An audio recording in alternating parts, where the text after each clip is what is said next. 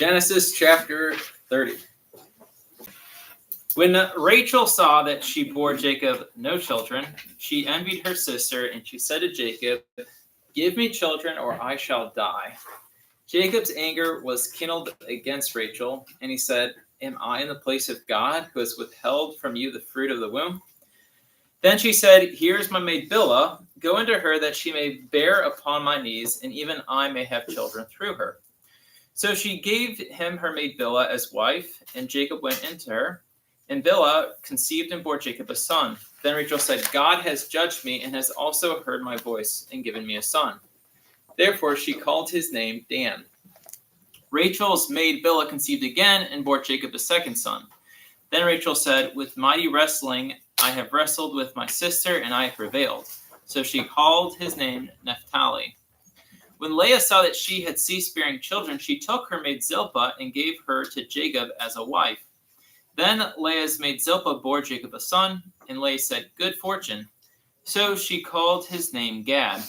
Leah's maid Zilpah bore Jacob a second son, and Leah said, "Blessed am I, for the woman will call me blessed." So she called his name Asher.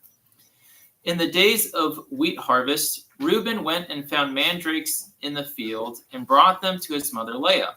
Then Rachel said to Leah, "Give me, I pray, some of your son's mandrakes." But she said to her, "Is it a small matter that you have taken away my husband? Would you take away my son's mandrakes also?" Rachel said, "Then he may lie with you tonight for your son's mandrakes." Why are they so interested in these mandrakes? So there's one possible theory is that the mandrakes were seen to be a fertility drug in the ancient world. So Rachel wants the mandrakes to take so that she can hopefully start bearing children. Verse 16, when Jacob came from the field in the evening, Leah went out to meet him and said, "You must come in to me, for I have hired you with my son's mandrakes." So he lay with her that night, and God hearkened to Leah, and she conceived and bore Jacob a fifth son. Leah said, "God has given me my hire, because I gave my maid to my husband." So she called his name Issachar. And Leah conceived again, and she bore Jacob a sixth son. Then Leah said, "God has endowed me with a good dowry. Now my husband will honor me, because I have borne him 6 sons. So she called his name Zebulun. Afterwards, she bore a daughter and called her name Dinah. Then God remembered Rachel, and God hearkened to her and opened her womb. She conceived and bore a son, and said, "God has taken away my reproach." And she called his name Joseph, saying, "May the Lord add to me another son." All right, so far Jacob has 12 kids, 11 boys, 1 daughter. He's going to have a 12th son, Benjamin, but he comes later in the story. So Jacob begins to prosper, working for Laban. And he does this in spite of Laban trying to, work things such that Jacob would be less prosperous. So for the rest of the chapter, there's a story about how Laban says you can have the speckled sheep and I'll have the non-speckled sheep or something like that. And so what happens is essentially God makes it so that all the sheep born are speckled, or all the healthy sheep are speckled. So Jacob just continues to grow his wealth under Laban. And the family tension between Jacob and Laban continues to grow to the point where Jacob realizes it's time for him to get out of here. He needs to go back home. It's time to leave Laban, who's constantly trying to cheat him out of his fair share of the wealth. And so in chapter 31, Jacob and his family and his flocks, they all leave. And Laban begins his pursuit. So let's jump to chapter 31, verse 22. When it was told Laban on the 3rd day that Jacob had fled, he took his kinsman with him and pursued him for 7 days, and followed close after him into the hill country of Gilead. But God came to Laban the Aramean in a dream by night, and said to him, "Take heed that you say not a word to Jacob, either good or bad." And Laban overtook Jacob. Now Jacob had pitched his tent in the hill country, and Laban with his kinsmen encamped in the hill country of Gilead. And Laban said to Jacob, "What have you done that you have cheated me and carried away my daughters like captives of the sword? Why did you flee secretly and cheat me and did not tell me, so that I might have sent you away with mirth and song, with tambourine and lyre? And why did you not permit me to kiss my sons and daughters farewell? Now you have done foolishly. It is in my power to do you harm, but the God of your father spoke to me last night, saying, 'Take heed that you speak to Jacob neither good nor bad.' And now you have gone away because you longed greatly for your father's house. But why did you steal my gods?" Underline that line. Why did you steal my gods?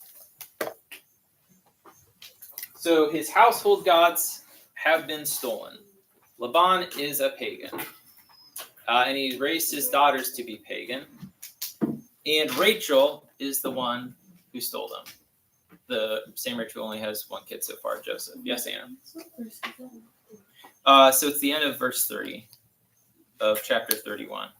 You've gone away because you long greatly for your father's house, but why did you steal my gods? Verse 31, Jacob answered Laban, "Because I was afraid, for I thought that you would take your daughters from me by force. Anyone with whom you find your God shall not live." All right, so Jacob proclaims this curse. Anyone who has your gods is not going to live. And a lot of the ancient gods in Mesopotamia, in this region, they are fertility cult gods. So there's like a mother goddess of fertility or what have you. It's a very common theme. And so it's quite likely that the cult gods that Rachel has stolen are these household gods. They're fertility cult gods. You know, she's been seeking out mandrakes, and now she's trying to bring the Lucky Charm gods with her. And so because she steals these gods, Jacob, not knowing that Rachel has them, proclaims this curse. Anyone who has them is going to die. And then ironically, Rachel's going to actually die in childbirth. As a result of her future fertility, this curse is going to be fulfilled as a consequence of her, falling into this pagan practice. "In the presence of our kinsmen, point out what I have that is yours and take it." Now Jacob did not know that Rachel had stolen them. Verse 33. "So Laban went into Jacob's tent and into Leah's tent and into the tent of the two maidservants, but he did not find them. And he went out of Leah's tent and entered Rachel's. Now Rachel had taken the household gods and put them in the camel saddle and sat upon them. Laban felt all about the tent but did not find them.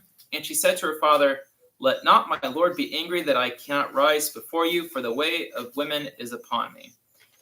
So he searched, but did not find the household gods. So she lies. Again, it's connected to her fertility in this instance, and it's going to be the end result that leads to her death. Then Jacob became angry, verse 36, and upbraided Laban. Jacob said to Laban, 'What is my offense? What is my sin that you have hotly pursued me? Although you have felt through all my goods, what have you found of all your household goods? Set it here before my kinsmen and your kinsmen, that they may decide between us two. These 27 years I've been with you. Your ewes and your she-goats have not miscarried, and I have not eaten the rams of your flock.' So on and so forth. I've done everything great. All right, jumping down to verse 43. Laban and Jacob make a covenant. If you actually hop down to verse 44. "Come now, let's make a covenant, you and I. Let it be a witness between you and me." Again, you get that oath language, between you and me. And we are going to jump ahead now to chapter 32.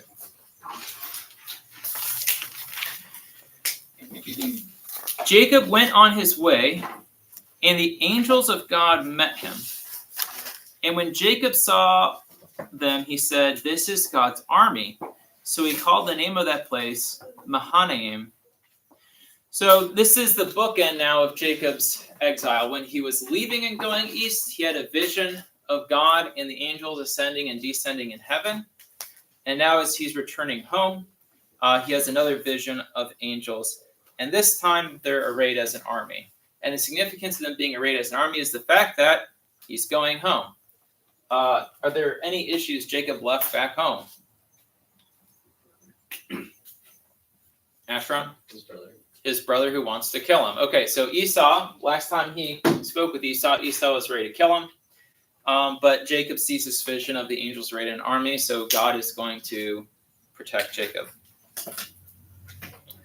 Nonetheless, Jacob tries to employ some tactics to soften up Esau's heart. So verse 3. And Jacob sent messengers before him to Esau his brother in the land of Seir, the country of Edom, instructing them, Thus you shall say to my lord Esau, Thus says your servant Jacob, I have sojourned with Laban and stayed until now, and I have oxen, donkeys, flocks, men servants, and maidservants, and I have sent to tell my lord, in order that I may find favor in your sight. And the messengers returned to Jacob, saying, We came to your brother Esau, and he's coming to meet you, and 400 men with him. Then Jacob was greatly afraid and distressed. And he divided the people that were with him, and the flocks and herds and camels into 2 companies, thinking, If Esau comes to the one company and destroys it, then the company which is left will escape. And Jacob said, O God, my father Abraham, and God of my father Isaac, O Lord, who said to me, Return to your country and to your kindred, and I will do you good. I am not worthy of the least of all the mercy or of the steadfast covenantal love that has said, and all the faithfulness which you have shown to your servant. For with only my staff I crossed this Jordan, and now I have become 2 companies. Deliver me, I beg you, from the hand of my brother, from the hand of Esau, for I fear him, lest he come and slay us all, the mothers with the children. But you said, I will do you good, and make your descendants as the sand of the sea, which cannot be numbered for multitude. So what Jacob does is he divides his family into 2 companies. The first company that he puts his concubines and their kids to be the initial greeters to Esau. After them, it's Leah and her 6 sons. And then in the back with him, it's Rachel and Joseph. And so Jacob's thought process here is, if Esau starts to mow us down, the concubines are going to get it first, and then the actual wives can escape. At the same time, putting them at the front and encountering the family also does show a sign of goodwill, but he's hedging his bets here. So verse 22, chapter 32, verse 22. The same night he arose and took his 2 wives, his 2 maids, and his 11 children, and crossed the ford of the Jabbok. He took them and sent them across the stream, and likewise everything that he had. And Jacob was left alone, and a man wrestled with him until the breaking of the day. When the man saw that he did not prevail against Jacob, he touched the hollow of his thigh, and Jacob's thigh was put out of joint as he wrestled with him. Then he said, Let me go, for the day is breaking. But Jacob said, I will not let you go unless you bless me. And he said to him, What is your name? And he said, Jacob. Then he said, Your name shall no more be called Jacob, but Israel. So underline, he gets his name change here. Israel means he who wrestles with God. This mysterious man who appeared out of nowhere, or maybe another translation might have an angel, is God, and Jacob has been wrestling with God, and he was actually doing pretty well until he poked him on his thigh, and then made him actually a little bit crippled for the rest of his life. But that pretty much sets up the dynamic of Jacob's descendants and what they're going to be constantly doing. Okay, the nation of Israel is the nation of those who wrestle with God.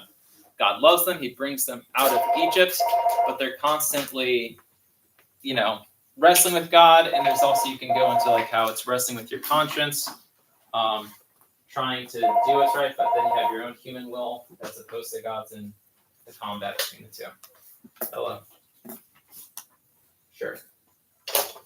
Julia Shaw, your presence is requested.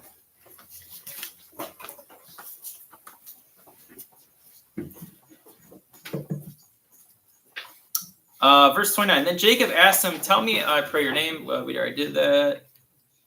No, we haven't. All right, 29. Then Jacob asked him, Tell me, I pray, your name. But he said, Why is it that you ask my name?